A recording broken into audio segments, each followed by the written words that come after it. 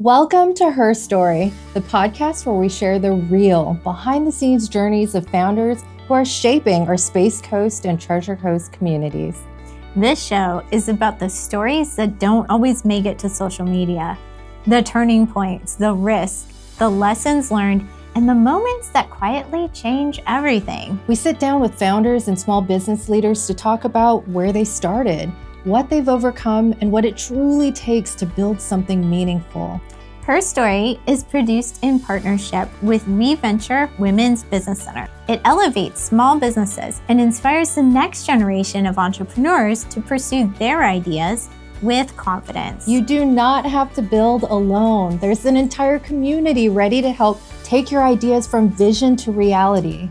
Whether you're a business owner or a dreamer in the early stages, or someone who loves supporting small businesses, this show is for you. This is Her Story. Kayla, welcome to the Her Story podcast. We are so excited to have you here. Can you tell us who you are and what you do for a living? Absolutely. Thank you so much for having me here. I'm so grateful. My name is Kayla Adamson. I'm a local realtor here in Brevard County. Outside of real estate, I'm very multi-passionate.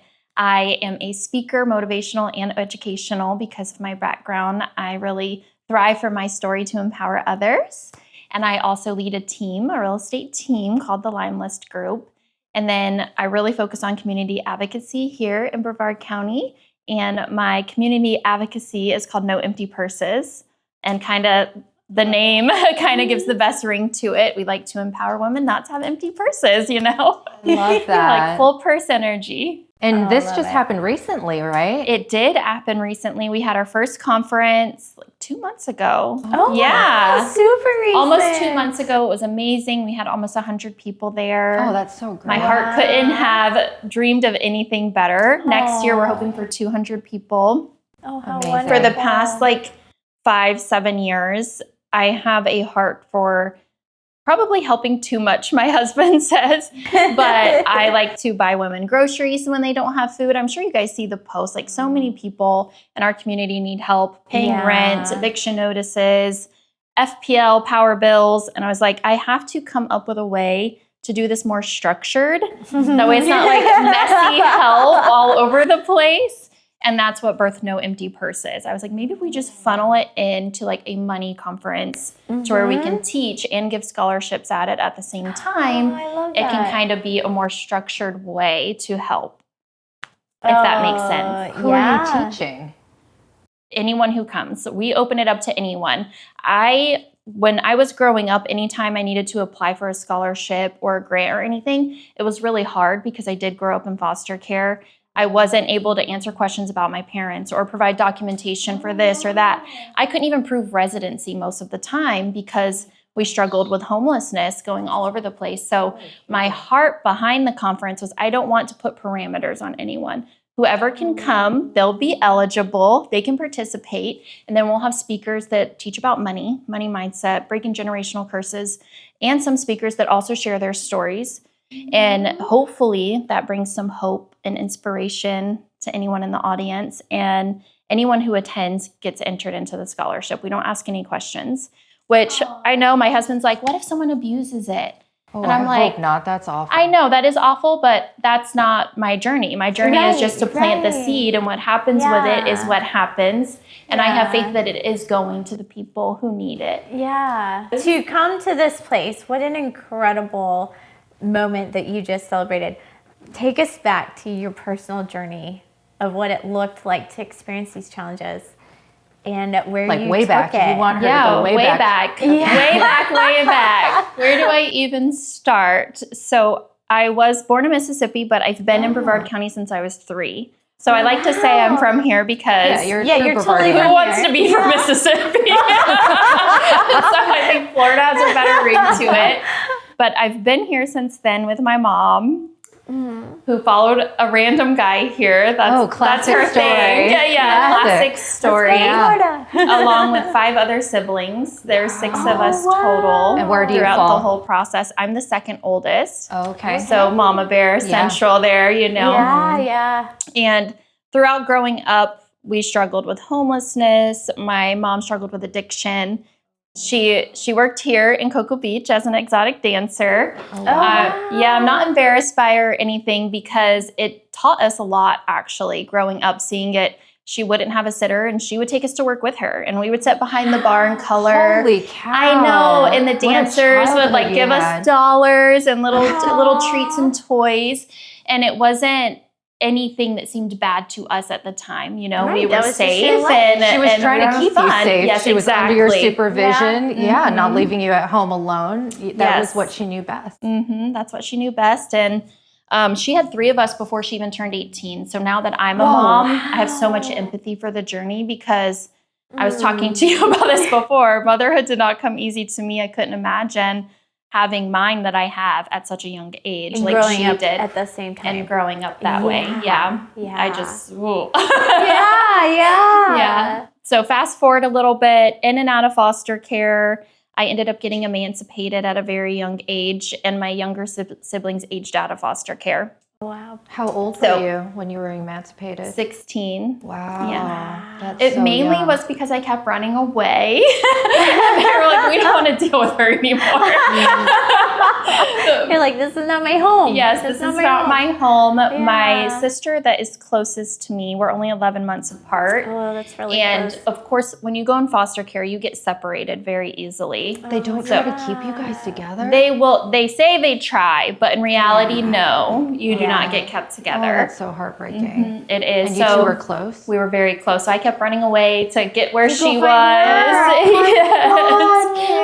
Oh, I know. But her staying in was the best for her because I was like way more hard-headed than she was. We're complete opposites. Was she What was 11 that? months younger than you? 11 months younger. Okay. What were you thinking? Like, I'm going to go rescue her and we're going to live on our own? Like, Yes, what was we're the going to live thought on process? our own. So throughout my mom's journey with her addiction, once we got a little bit older, she would leave a lot and disappear a lot. When adults are struggling with addiction, they will think that, 2 days have passed by when in reality 2 months have passed by. Oh, jeez. Yeah. Wow. And where we lived in Cocoa, the neighbors all just tried to help. The police were the enemy. Department of Children and Families was the enemy. So no one ever called for help. They would give us food when they could. We were living in a house that didn't have electricity or power. And I would steal food from the convenience store. But once I got older, I would go back there because the cash register owner, he was just the sweetest guy. Same guy as when you were a kid? Same guy as when I was a kid. And Did he know? He knew. And he just never said anything. Aww. And that's one. Wow. It was called Fiska Grocery, which I don't even think is open anymore. Oh my gosh. But it was for a long time. And that was a huge part of our journey of like living by ourselves. And then when someone finally did call Department of Children and Families, because it had been so long, we all got separated. And I was like, actually, I've been living on my own. I feel like for a little bit of time now. So you going back to that grocery store must have been like a full circle moment. Did you It two was. have a heart-to-heart talk? we did. It was beautiful. And I went in uniform. When I was 17, I was in a video with United Way of Brevard. They're a great company, beautiful organization. And they were telling our story of our mom leaving. And she was in California at the time. And I was already living on my own then. So they were just very inspired. And Jack Parker saw it, the previous sheriff. And they asked me what I wanted to be when I grew up. And I said I wanted to be a police officer. And he was like, I want to send you to the police academy with a scholarship. You have to have a GED to go to the police academy. Okay, so that's what I was like, prompted I got to it. get this done. Okay. I mean, it still takes personal will and determination. Yes, and all that. 100%. But But that you had put a a little goal. fire. I had a goal. I had hope, which is one thing I say a lot. Like if someone has just the tiniest little bit of hope, I think they can accomplish so much more than if they're just sitting there not knowing their next move, if that makes sense. And when somebody else sees the potential in you, it becomes Yes. amplified even more. Yeah. What made you want to become a cop? When did that idea come into your mind? Because you're kind of on the other side of the cops and DCF and all those things where the bad guys. Yes. So when did we did how did that see happen? them as the bad guys. And the main reason why is when DCF first got involved, of course, my mom came back or she would be arrested for abandonment. the DCF worker also got addicted to drugs with her. No. I know this is a huge case. You can look it up. Really insane. And she was falsifying my mom's parental classes and drug tests. So awful. So then it just prolonged our journey. So they enabled each other? They enabled each other. It's just wrong. It was horrible. So it was wrong. Oh my so gosh. I was like, I want to be able to do something to where this doesn't happen. And of course, I didn't want to work with DCF. I saw them as like the ultimate enemy. So I was like, I'm going to be a police officer. Maybe I can help intervene. Because the very first visit, a police officer comes with a social worker. And it just grew from there. How long were you in law enforcement? So again, the power of community. Being so young, I needed to wait until I was old enough for the police academy. You have to be 19.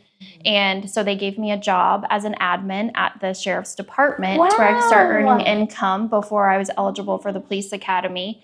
So I worked for the sheriff's office for 5 years. I was a deputy sheriff for 2 years, Wow. which was amazing.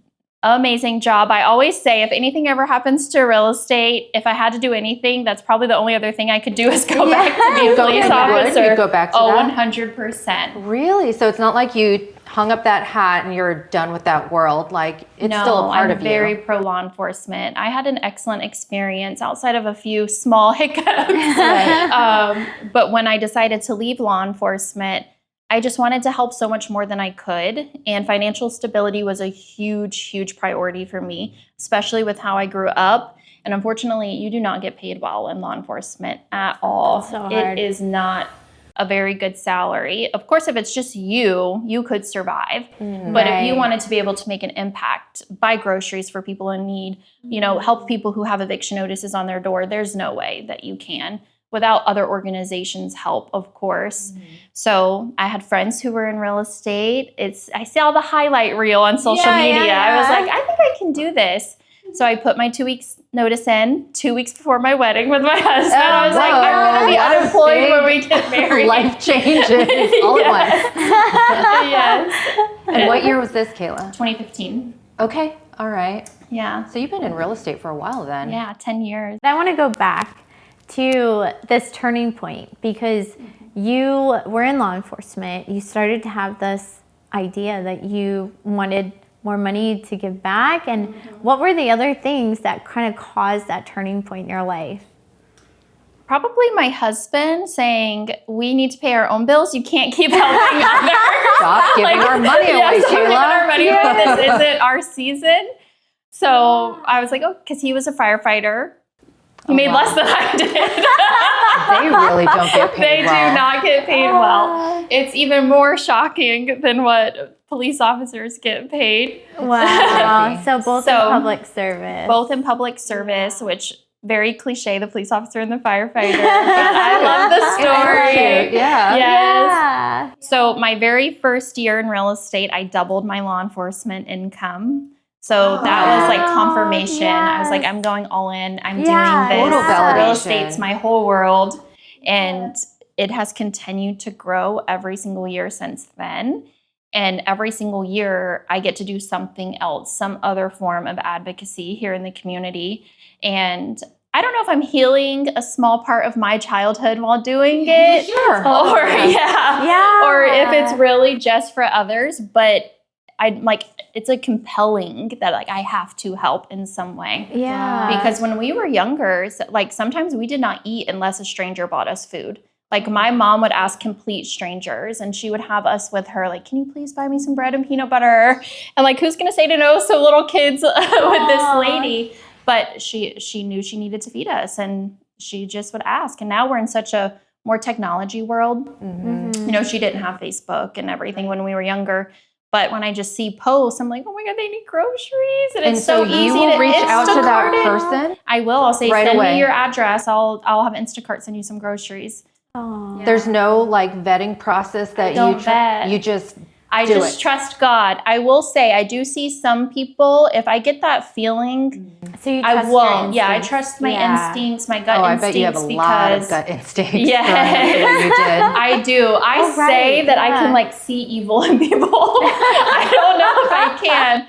But I'm like, I can see the evil, so I don't want to help them. But Is then it if like I have an that aura peace, that you see? yeah, Oof. I like, yeah. No, that's Yeah, great though for your mama yeah. bear. Yeah, all of that. That's gotta feel so good that you're in a place where your family's taken care of now, and you've also grown your own family. Yes. Yeah, so talk about that transition because of your upbringing. What was it like when you became a mom yourself?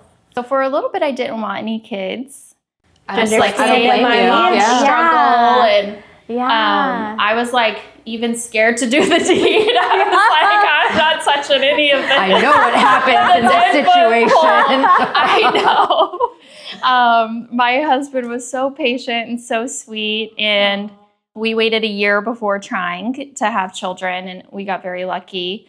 My two girls are 8. I keep calling her 7. She's going to get mad at me. 8 and 5. Oh, those are such cute Oh, those are ages. Very precious cute ages. Yeah.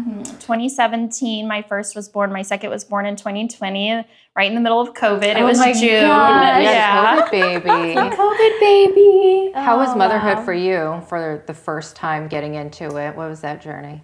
It was not easy.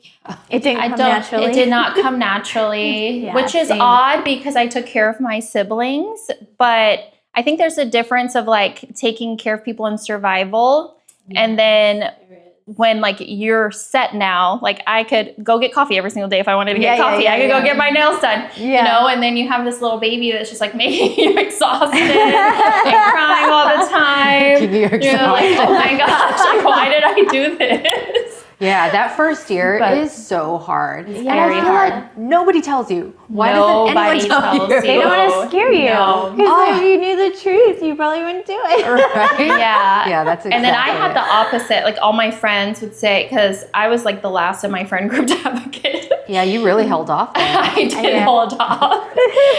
They're like, oh, the baby stage is the easiest. You just cuddle and they sleep.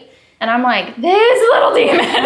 The baby stage was the hardest for me. I'll take a 2-year-old any day. Oh, gosh. To walk Same. a little bit, can pick up stuff on the floor without dying. Like, I would take that stage. So yours Yeah. wasn't a good sleeper? No, she was not a good sleeper.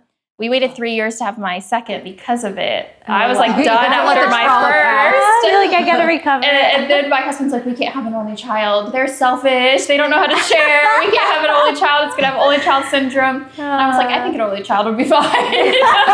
My ovaries say this is a good call. Yeah. And I remember just like praying to God, like, please, Lord, if I give him another baby, like I need an easy one. And she was easy. Wow. She was humongous, 10 pounds, 8.5 ounces. Oh, Yeah, she looked like she's a gonna 2-month-old. be tall like you. She is. She looks like a toddler. She's the biggest in her class. And she slept Wow. 5 hours a night straight from birth. Oh, I'm so and they were glad like, you it's had because she that. has so much fat on her. She's so chunky and happy. She would just eat and sleep. I'm like, this is the baby I need. Oh my goodness. that's Life is amazing. fair sometimes. Life is fair I'm sometimes. so glad that it The was that way first for one, he's you. like, you got to learn, you got to become softer because law enforcement made me so jaded and hard. Oh, right. Yeah, I bet that was quite the transition. Like, you know, in your own personal identity and Yes. in the walls that you built for safety. Oh, For absolutely. your past roles, like breaking out of that in an even different way. Because like real estate brings you out as a socializer, right? It does. But then becoming a mom, it's You go in, Yeah. because Yeah, you want you to go- protect and protect, Yes. and you're kind of weary. Yeah, but Yeah. being in law enforcement and the hardening and the jadedness that you went through, is jadedness a word? It is Jadedness. today. it is now. Was that your personality to begin with because of childhood? Like that it was already a natural fit? No, I don't think so. It was learned. Because we always went everywhere, staying in shelters, living in hotels, very talkative, would talk to anybody, would talk to everybody. And law enforcement definitely became way more jaded because although my mom went through all of these struggles, she was still kind and loving and always told us like, you can do anything you want to do in the world. I love you. She was not abusive at all. She just had that codependency that she was fighting with. So then to go into law enforcement and then you see people who struggle with the same addictions, I would have so much empathy because I saw my mom, you this saw like the other sweet, kind side. soul. But then there's an evil where there is actual abuse and stuff like you just don't even understand and fathom, like, how could people be like this? And you just start to think like everyone has, like, you can't trust anybody. Yeah, you build a wall.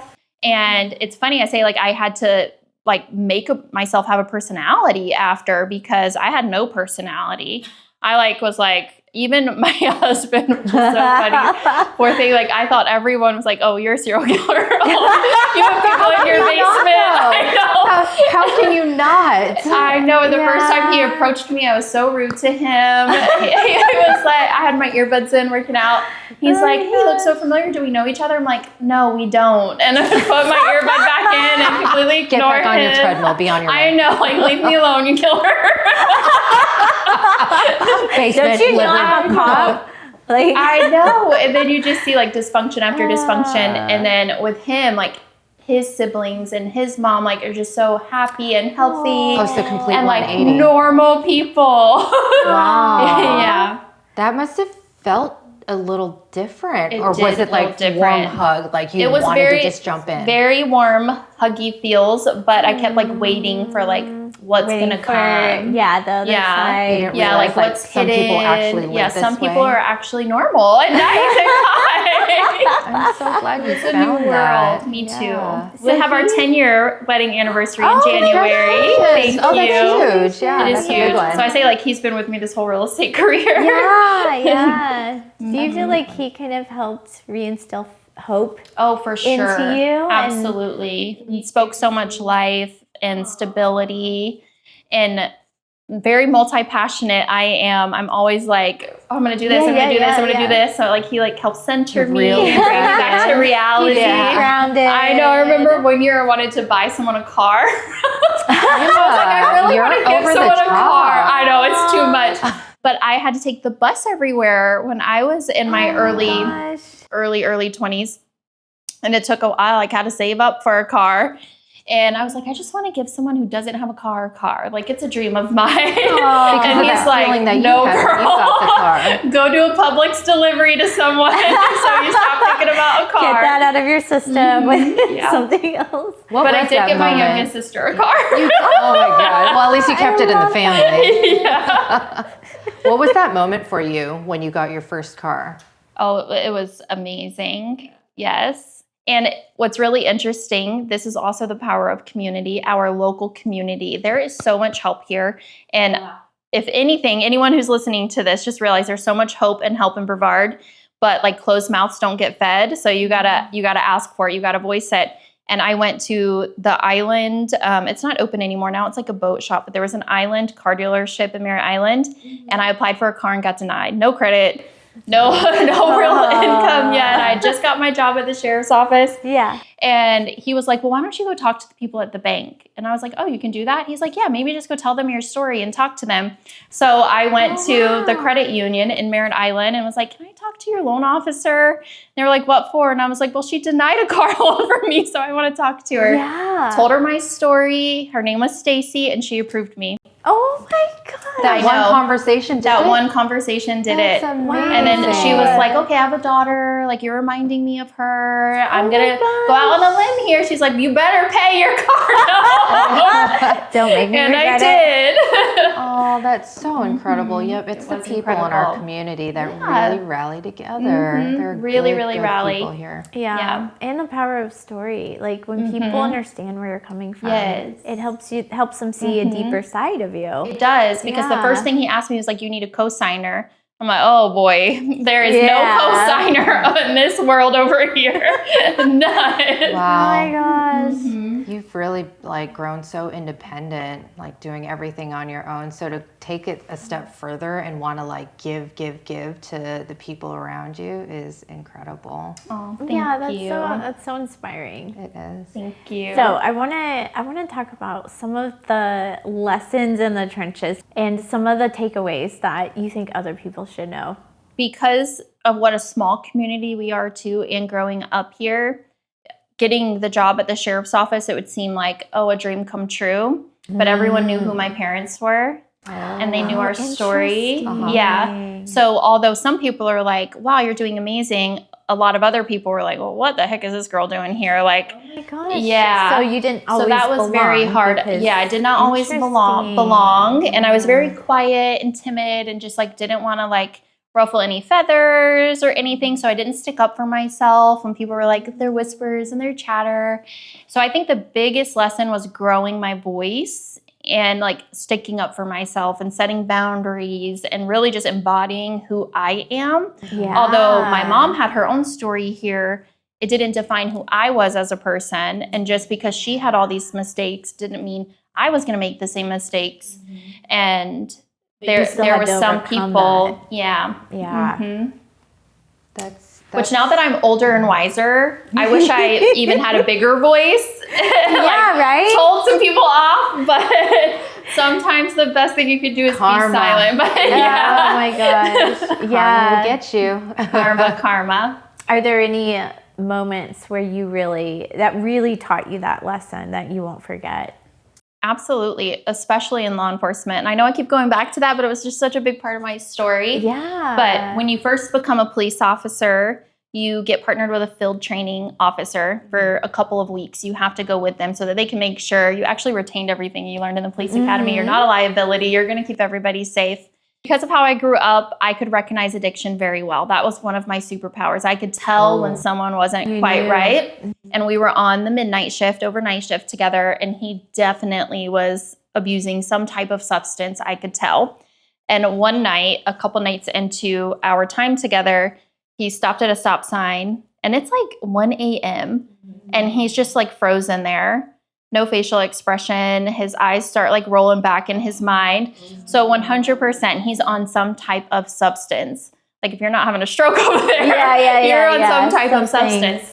So at the end of my shift, I went and told the director of the field training division, and he told me not to open a can of worms. Oh, no. I know. And I'm like, that's but not this is what a you want to liability. hear. It's so unsafe. Like, what if we were in a fight and he was supposed to help, although I'm a police officer too, I'm supposed to protect people. Like, sometimes you need more than one police officer in a situation. Like, there's power in numbers. Liability. And I wish I did more in that time to stand up to him because a year later he was let go. So it came for out substance abuse. It came out, just like what you're saying, karma always happens, but it came out. But just think, like, he was there a whole year. What could have happened? And how He many just got other so lucky. new officers were in his car with him. Yeah, he got very lucky. And I feel like people like that are placed in your life for a reason. It's I like, why do you know, keep I being say forced that. to be faced with this? Yeah. I say that all the time to my husband too, because even some of my real estate clients, it's some of the most interesting scenarios. Like either a wife is being really abused and we're selling her house, and somehow I'm placed there to help her, and she ends up leaving and like getting stability, or they actually need DCF in their life because they're abusive people, and I get introduced somehow and connected. I always feel like there's like A higher reasons. purpose. Yes. Well, and that experience really confirmed your knowing. Yes. And did trusting that- my gut instincts trusting yourself. and like being a more powerful voice. Yeah. And I think a lot of people, when they're going through any type of hardship, really, they feel alone and like no one else can understand or has been through it, when really all of our stories have some type of trauma tied into it. And it gives people hope.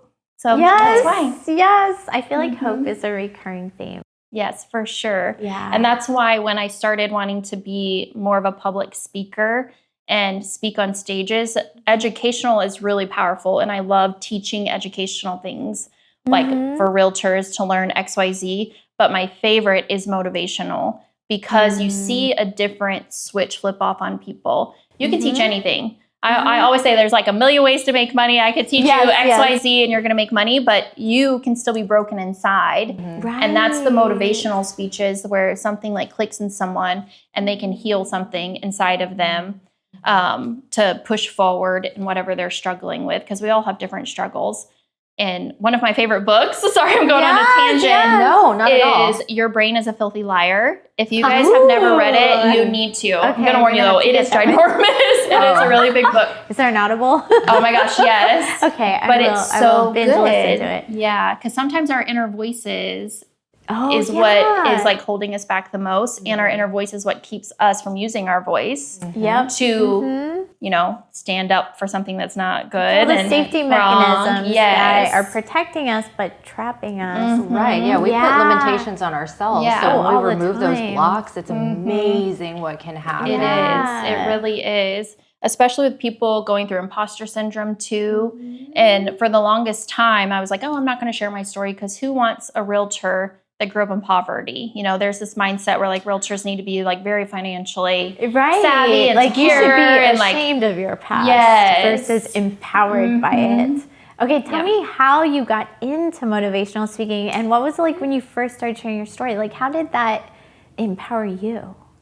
Definitely. So in 2015, I went on a mission trip to Africa with my gosh, that's church. so fun. Yeah. And I spoke at a church where women were not really allowed to speak. And they like gave permission for one person to stand to the side of the podium. Women and were share. not allowed to speak within They their weren't community? to preach. Oh my Yeah, at the church. They were allowed to speak in general. Sorry, I misspoke that. Silence. So you had to stand next to the podium. You couldn't stand next at to the podium. Oh, that's interesting. Yeah. And share like 3 to 5 minutes. And I was like, man, I want to do more of this. So when I got back home, I preached a sermon at my church where women could stand in their power. And my husband I had just met literally like not even a week prior. And I was like, well, you should come watch me speak at my church. I'm going to do a sermon. And he came, brought me flowers. He brought his mom. That's so sweet. I know, it was so special. It's one of my favorite memories. And he told his mom while I was on stage that he was going to marry me. Oh, So it's one of my favorite memories. That's love that. I do say he was like a little bit of a stalker. You saw this He was angel still on in the stage. basement category in your mind. Yep, for sure. Full background check on you, sir. Yes. Ah, And so then- that was it, huh? Yeah, that was it. It was like there. a little spark. I loved being on the stage. It felt very empowering. But again, it was just a sermon. It wasn't telling my story. Yeah. And telling God's story is just important though. Yes. But from there, I started doing a lot of educational things, like teaching skills, more skill-based, not really story-based. And then really within the last 3 years, I've started sharing my story a lot more on social media, on platforms, and I've been lucky to travel all across the U.S. and speak. That's amazing. It has That's been incredible. so fulfilling. The response has been, I'm sure, overwhelmingly positive. Yes. Yeah. When you open up a little bit. Yeah, which is good because then it just takes away that fear a little bit more. And it's like, you know, I'm going to tell a little bit more of my story. Yeah. I'm going to share a little bit more of my You story. can really tell like you're at a place of acceptance. You're not ashamed and you shouldn't be. I'm and not. Yeah, it just it's a part of you, but it doesn't define you. Yes. And honestly, I'm very grateful because I know I wouldn't be where I am today without that journey. Yeah. Although like we never want anyone to go through a childhood like that. right. But I just can't help but imagine like how much different life would be if I didn't have every single one of those experiences. Right. If you didn't know what you know now. Yeah. Well, it takes so much courage to accept yourself, right? It's like this underlying thing that people don't realize is part of their limitation. But when you can do that for yourself, you give so many other people permission to do that for themselves. So it's such a courageous move. And I mean, the impact is just, you'll never domino know how effect. many people you've impacted. Yes. And that's a beautiful thing. And you've really stepped into your power with that. When you're talking about educating people on various topics, was it friends that would approach you and be like, hey, Kayla, what are your thoughts on blah, blah, blah? Or this is what I'm going through. Is that how that came about? No, although I do get that all the time. It was real estate courses, real estate speaking. I really like went all in the real estate world and the real estate community. And I would teach like Zoom classes about different ways of lead generation and, you know, saving on your taxes because real estate taxes are crazy. So you being a super nerd, researching and then wanting to share that information. Yes. Okay, cool. Yes. Throughout that process, though, I started seeing even more with mental health in the real estate community and talk the about that. toxicity of the alcohol culture in real estate. And a lot of people don't know this, but realtors have a very high divorce rate. Oh, I did not know that. Very high, which is crazy. But you're always on your phone. You're dropping everything to run to appointments. There's no real set schedule. Every single thing that happens for realtors, there's alcohol involved. So it's like constant consumption. Social consumption. Culture, how did the culture get to this place where you have to answer every single call and respond to every text that moment? Who started that? I have Because no I have idea. a lot of real estate clients. The instant gratification, though, is just crazy, and the expectation to be on. How are you balancing that in your life? I'm very strict with my schedule, and that's one of the things I teach in my coaching community. It's called Stay Bossy Agents. Oh, I love that. I'm super bossy. Not a bad thing. No. You are your own boss, Yes. right? Yes. Yeah. And I teach boundaries, time blocking, task blocking too, because there is a difference between the both, and really just setting up a schedule for success.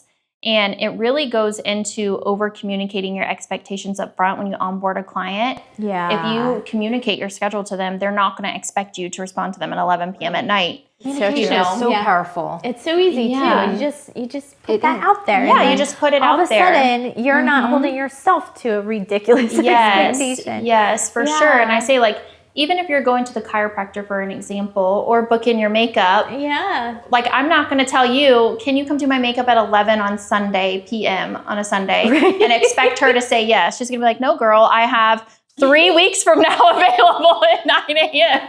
You know? So as a society, I think people expect to follow a schedule when it's presented to them. Yeah. But if you don't lead that as a realtor and you just like be at their beck and call, they're going to think that's normal. Yeah. So it's kind of like a teaching opportunity. You got to teach your buyers and your sellers what's normal for you, especially if they've had bad experiences in the past with realtors. Yeah.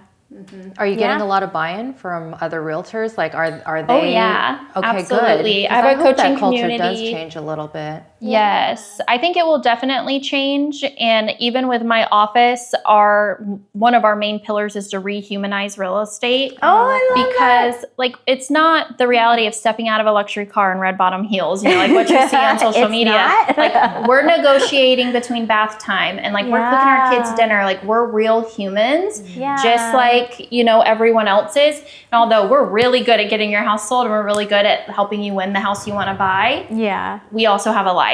Yeah, you know, like you're and people prioritizing too. the marriage because of high divorce rates. Like you can't possibly do the status quo of what people think a realtor is. Yeah. And if you were to hire someone, would you want someone that had structure and stability and over communicated a solid schedule, or would you want someone that was all over the place, all loosey goosey? Yeah. And that's how I explain it too to my clients. I'm like, no, I want someone who's on their business. Slept 8 hours, who's slept present, who isn't distracted, or rushing around not eating lunch.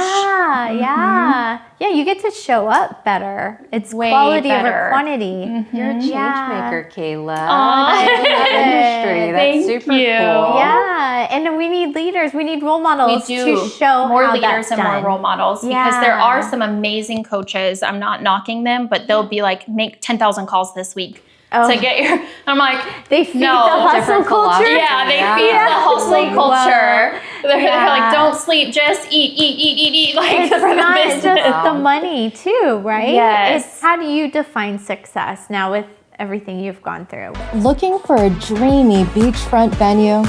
Harbor House in Indian Harbor Beach is Florida's premier private oceanfront venue for weddings and special events. Nestled directly on the sand with all-inclusive packages, warm family-style service, and luxury amenities. Harbor House makes beachside celebrations effortless and unforgettable.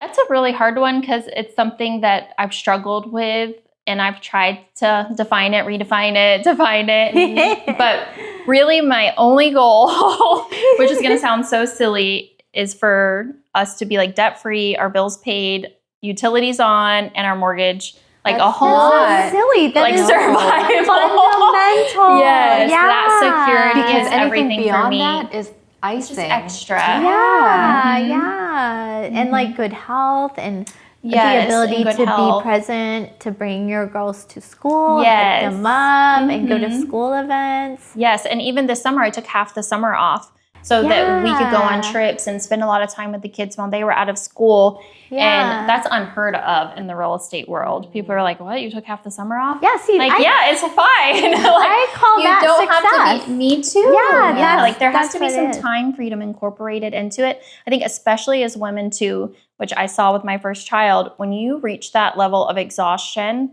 it takes like 10 times longer to get back to the healthy stability Yes. because our hormones Yeah. go crazy. Our nervous like our system. temper, like we Yeah. start getting short. Sleep and deprivation yeah. does sleep crazy deprivation, things to weight you. gain, like so much stuff gets incorporated with it. I remember like one year, because I tried to do a lot when I first became an entrepreneur. I opened a coffee shop. Oh, wow. my gosh. Oh my gosh. And it Wait, was what? While you were in real estate? I was in real She estate. lunches, And you opened the coffee shop. I opened a coffee shop. Kayla, you crazy girl. I was crazy. Oh, my hair fell out. I was crazy. Oh, tell us. And I'm used to having that like way. very healthy, voluptuous hair. And the coffee shop was probably one of my biggest mistakes. But I wanted an organic, healthy coffee shop with fresh pressed juices, like local homemade breads. It was delicious. Everything was amazing in it. But I wanted real estate too. And I had a vision for the coffee shop to just kind of run on its own, you know, with employees. Yeah, you just like I don't set need it to up. be You there. throw Yeah, cool it's like people full in there. service. No. Where was this coffee shop? In Merritt Island. Oh my God. Yeah. Will you buy A+? The thrift Yes, shop? Nature's Juice and Brew. I totally remember when you came into town and I was so excited about it. Yeah. Oh, we went all out. Like it was decorated beautifully. Oh my I God, had I an totally espresso remember machine this. from London. like Wow. Best of the best. the best of Yeah. the best. Yeah, I couldn't figure out where you went. Why? What happened? So tell On my us what 1-year happened. anniversary. Wow. So with the first week of being opened, I fired 4 employees because Wow. I'm a very fast person, fast and efficient. Like I'm getting stuff done and I'm like, okay, I've taught you to make a latte 6 times. Like, how do you still not know how to make a latte? You gotta Like, go. you take a single You note. gotta- Yeah. you gotta get out of here. And I ended up needing to be there all the time. Or I was still in my control freak era and felt like I needed to be there all the time. Uh-huh. And that sleep deprivation came in. I started gosh. gaining weight. My hair literally was falling out. I had a bald spot. And my husband was like, girl, you have a bald spot. You can't. Look in the mirror, Kayla. Yeah, like, you can't do this anymore. Take The a step back. sign. I know, but I'm like, I won't compounded. fail. I won't fail. Must Oh my So, gosh. We closed it. Yeah, I know. From the London I know. machine. All I was having was coffee. That was probably one of the issues too. Your intentions were so good. They were good. But you were trying to do it all. I was trying to do it all. Yeah. Mm-hmm. So That's like in true entrepreneurial spirit. Yeah, like it you just is. have an idea and you have to Yes, execute. have an idea, When you're run a with doer, it. It was like too. 2018. Yeah, I was like, go, go, go, go, go. yeah. But so what was the biggest lesson learned out of that project? Out of that project, for sure, was not to get shiny object syndrome Oh. and to be that's a good really, one. really good at a few things. I read a book that said like the What's most this book? successful entrepreneur has 7 different jobs. Funnels? Oh. Yeah. Yeah. Not just funnels, passive income, yes, please. But I took that literal and I was like, okay, I'm going to open a coffee shop. I'm going to have a clothing boutique. Oh I'm going my to be a gosh, realtor right. and I'm going to do all these things. No, that's not good reality. So I would say be very, very good at a few things. Like even Yeah. my coaching business is related to real estate. And then speaking, I wrap real estate into it. So they So it's kind of marry connected. each other. Yeah. Yes, they're connected. And then like delegation is a humongous superpower that I had to learn. You can't open a business and be firing everybody. Like be a better teacher, be a better leader.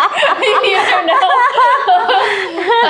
Like, That was a sign. It was but a yeah, sign. so you read a book that said entrepreneurs have 7 businesses. So you were like, okay, I'm going to be an entrepreneur. That means I have to open 7 businesses. 7 businesses. The advice that we get. Yeah, this goes to your Oh, story yes. too. Yeah, The power that's in the that. thing. Like when we don't quite have discernment yet. Yes. And we want to be the best. And we're taking Implement. advice and we just assume that these, whether it's in a book The or expert. an The advisor, expert. Yeah, some expert, for expert sure.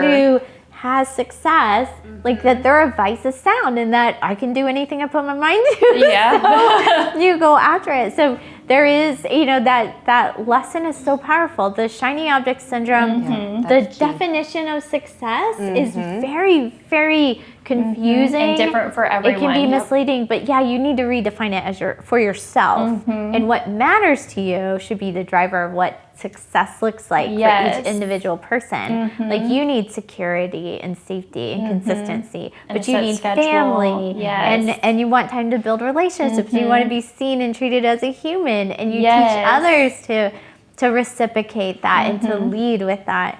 So, I mean, you have really redefined success in such a beautiful way. And now that you've really consolidated your efforts, like all your lessons learned, it's quality over quantity. And It is. You really it's have simple. found that piece. It is simple. And that's what it should be, truly, for anyone. Yeah. When your definition of success is like so basic, it's so fundamental, everything else is a bonus. It is. So, like, and it has gratitude to really be comes into for play. you. Yeah. Like, what is your version of success versus like what you see on social media or read in a book or get from a coach? Right, Yeah. right. Like, why are we trying to meet someone else's standard? Yes. And we're just trained that way, right? Like, we don't realize it until we just like, God, this Hit just- burnout. I This can't is really, do this. yeah, this is a good takeaway It is for so me in this conversation. important. So, like, Good. whatever advice that you get from someone, you really should take You a need to step back filter and it. what is their definition of success that's Yes. dictating this message that they're trying to promote. Because it might be so not aligned with your own definition That of success, is so and then true. that advice becomes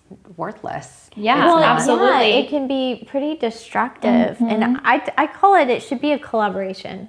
Like you take the insight, when you collaborate it, because you have to put your values with it. You have to put your goals. You have to put your unique situation with that. Yep. And definitely check where it's coming from. Yeah. Check who that person is. And Yeah. because I got crazy advice, but it was great for that person and Yeah. great for their field. Not great for me, but I didn't know the difference yet. And so it is really, really important Yeah. to not just take it and run with it and think Right. and put it all on yourself. Like, well, if I just do the things, I can make anything happen. But like, Yeah. is that what you're supposed to be doing? Like, Exactly. should you do, just because you can doesn't always mean you should. There's always that lesson Question too. everything. Yeah. Question yeah. everything.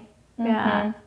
So you talk a lot about community. I want to talk about the power of support. Yes. And this feeling of isolation that entrepreneurship brings up a lot. You've done a lot to build community around others. How much has support played a role in your life? Yeah, who supported you through all of Yeah. Huge. And a lot of people ask me all the time, and they're like, Kayla, how do you do all of this? How do you do it all? And 100,000%, it is not just me. And I think that's what a lot of people need to understand too, no matter what career field they're in or what journey they're on. Like, no one who's winning is doing it alone. Yeah. Yes. Even though they Key could point. be the star on their Instagram or their TikTok or whatever, but there's Yeah. a whole system behind it, or they're going to face burnout 100%. Yeah. And I've had amazing support. My husband has been just Aw. amazing. Just a few examples with our first child, he took the full 12 weeks he could take off from work to be with so me. amazing. And she was a hard baby. But the very first day he went back to work, I had a breakdown. I'm like, I can't do this. Like, she won't stop crying. Like, you got to come home. He literally quit his job and came home. Whoa. Yeah. Wait, quit? Like, that's the put kind in of his support. notice? He did. He put in his notice. He was done. That first day he went That back? first day, I had postpartum depression really Oh my bad. gosh, he knew That you is needed a him. ride Yes, or he knew. die. He had Yes. your back. He had my back. But how many women don't speak up when they need help? Oh my gosh. Like, a lot of that times is- they say, like, your problem is you don't communicate with anybody. Like, no one knows People what you don't need. No one's a know mind till it's too reader. late. I was like, I need you. using my voice. But he knew you so well. He knew exactly He what did. you He needed. knew, It wasn't because just normally, him coming like, home I'm, early that day. Yes. It was a life change. Yeah, he needed to be there for a while. He didn't go back to work until she was almost 11 months old. Wow, Talk that's about so support. What a amazing. So rock. amazing. And then in 2023, he left work again. He was actually laid off. There was a mass layoff at NASA. And then I was like, this is really nice. Like, I don't think you should go back to work. Kinda I'm just like going to right, retire you. Right? And he was home for 3 years, an amazing 3 years. And thank goodness I had such a set schedule because we traveled almost every quarter. Like, we made so many amazing memories.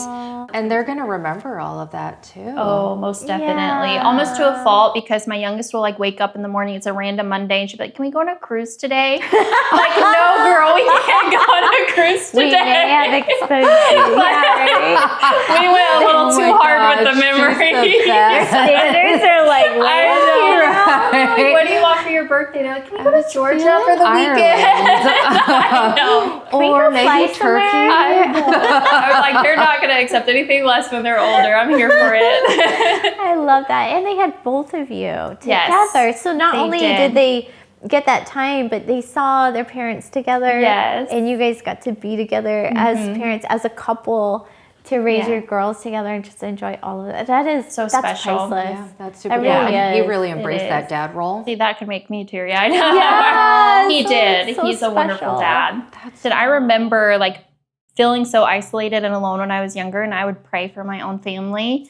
And now look, like, He did it. And that's my version of you- success. Yeah, sure. yeah, absolutely. And it continues to be your why, too. Oh, yes, absolutely. Yeah. You Yeah. have everything, Kayla. So like what more are you looking for in life? Like, is there still that little voice in the back of your head like, ooh, do this, Kayla? There are these Yes, I definitely want to speak more. I want to speak on bigger stages, like in front of thousands of people. I have that vision in my head. I can see it. Yep. Yeah, It's I out can there. see Totally it too. gonna It's going to happen. happen. I Yeah. just have to be patient, because stuff happening instantly is something I've learned to not expect. Yeah. Oh my gosh. It'll and you get just there. launched a book. I did. I released a book about this year. your book Yeah, and what's the what's book in it about? and what's about. It's called Stay Bossy Agents for Women in Real Estate, and it teaches boundaries, conquering hard conversations, setting that schedule, and then like really prioritizing family so that you don't become a statistic in this career. Yeah. And the book has been